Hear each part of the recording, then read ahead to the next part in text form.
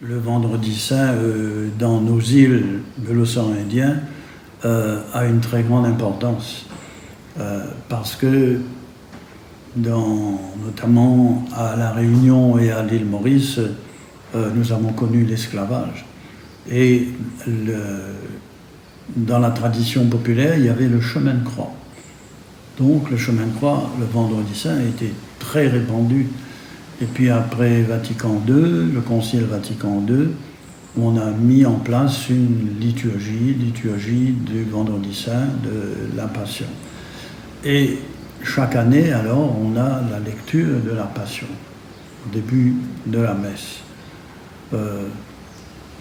Dans certaines paroisses, on fait le chemin de croix avant, pour ne pas rompre avec la tradition. Mais liturgiquement, c'est la liturgie de la Passion.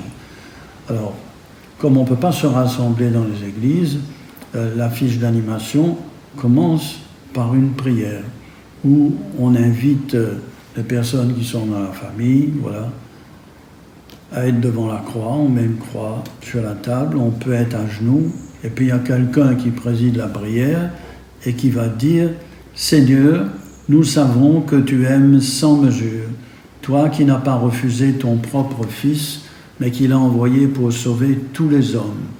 Aujourd'hui encore, montre-nous ton amour. Nous voulons suivre le Christ qui marche librement vers sa mort. Soutiens-nous comme tu l'as soutenu et sanctifie-nous dans le mystère de sa Pâque. » Voilà, ça nous donne véritablement le sens du vendredi saint.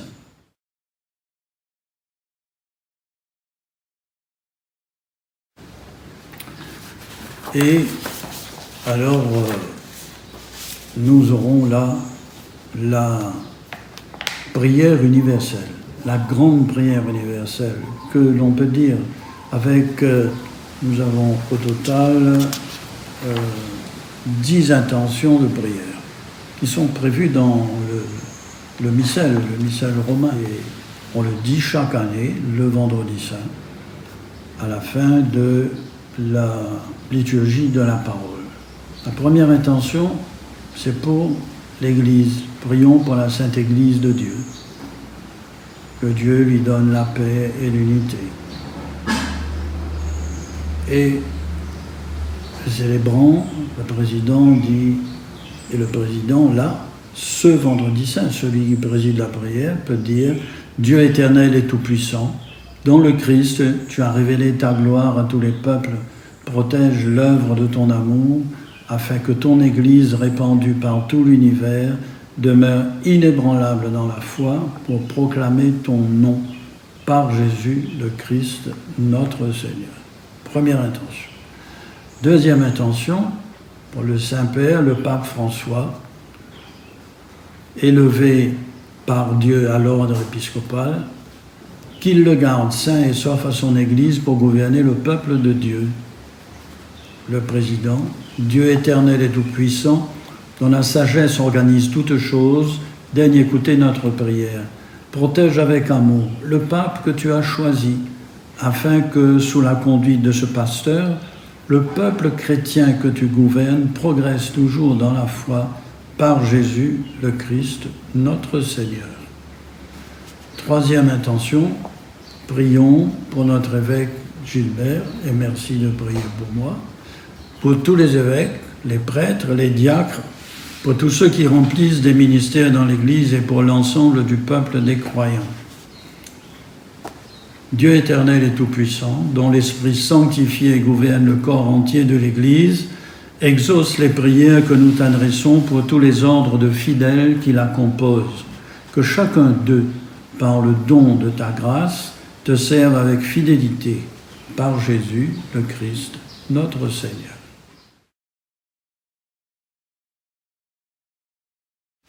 Quatrième intention, prions pour les catéchumènes.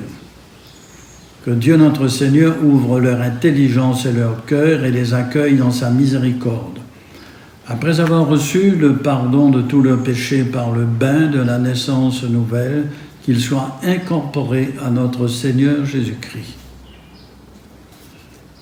Dieu éternel et tout-puissant, toi qui assures toujours la fécondité de ton Église, augmente en nos catéchumènes l'intelligence et la foi, qu'ils renaissent à la source du baptême et prennent place parmi tes enfants d'adoption. Seigneur, justement, les catéchumènes cette année sont dans une situation particulière, parce qu'on n'a pas fait l'appel décisif, on n'a pas fait les scrutins, et puis donc tout ça s'est reporté après. Ils sont présents dans la prière des chrétiens. Et nous prions là déjà maintenant pour les catéchumènes, voilà, avec cette intention de prière.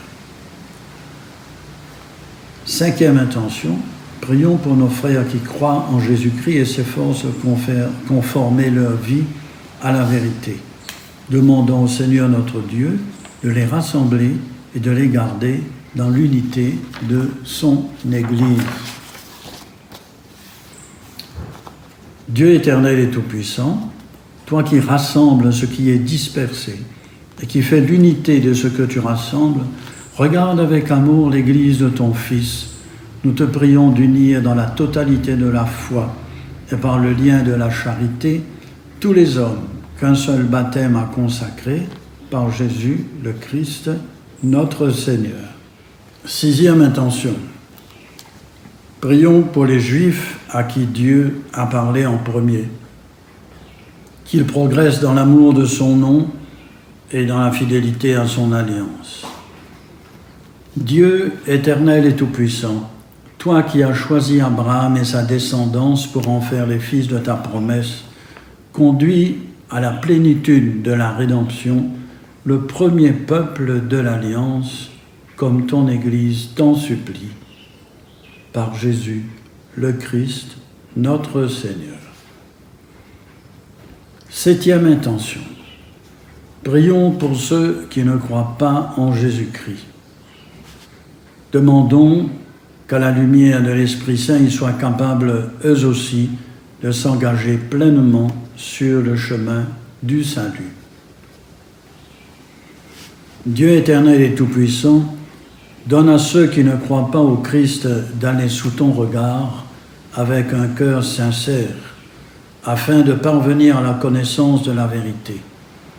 Et donne-nous de mieux nous aimer les uns les autres et d'ouvrir davantage notre vie à la tienne pour être dans le monde de meilleurs témoins de ton amour, par Jésus le Christ, notre Seigneur.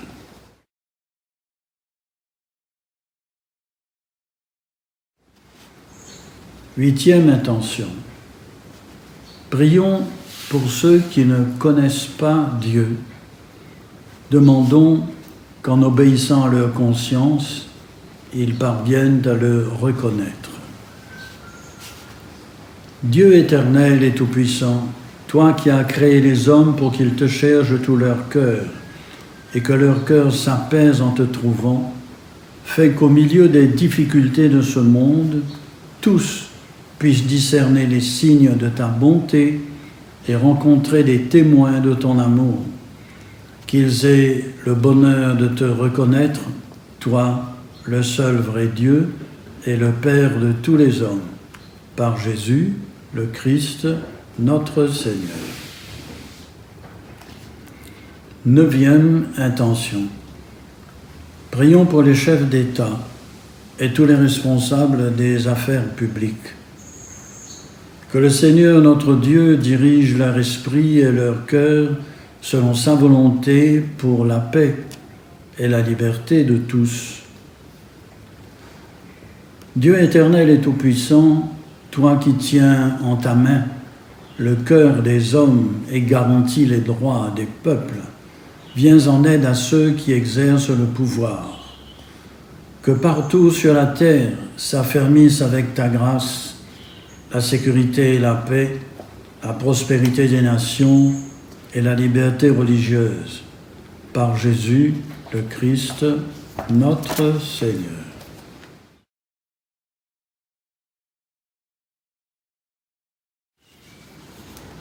Dixième intention.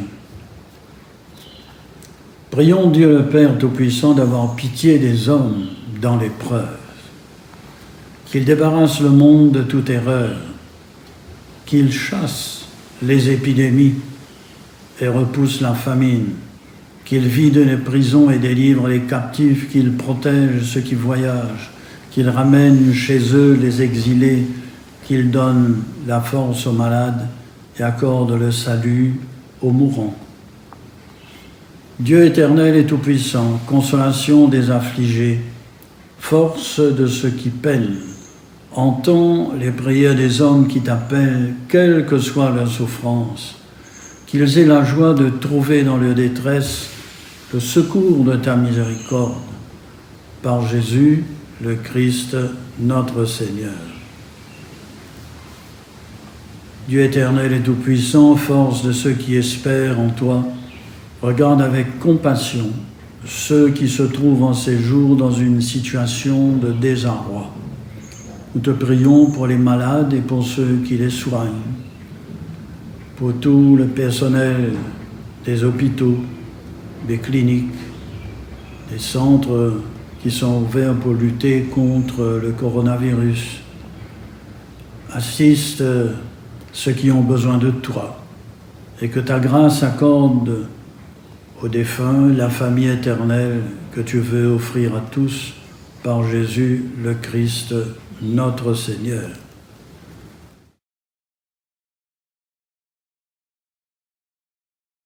Victoire, tu régneras, toi, la croix de Jésus. Croix, tu nous sauveras. Rayonne sur le monde qui cherche la vérité. Ô croix, source féconde d'amour et de liberté. Et que ta bénédiction, Seigneur, descende en abondance sur ton peuple qui a célébré la mort de ton Fils dans l'espérance de sa propre résurrection. Accorde-lui pardon et réconfort, augmente sa foi, assure son éternelle rédemption. Amen.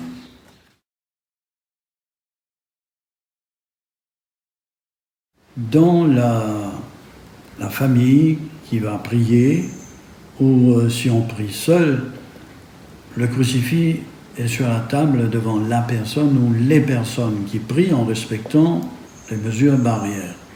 Et puis, on peut se lever un par un, et puis s'incliner, et puis, voilà, en mettant les mains jointes, saluer la croix.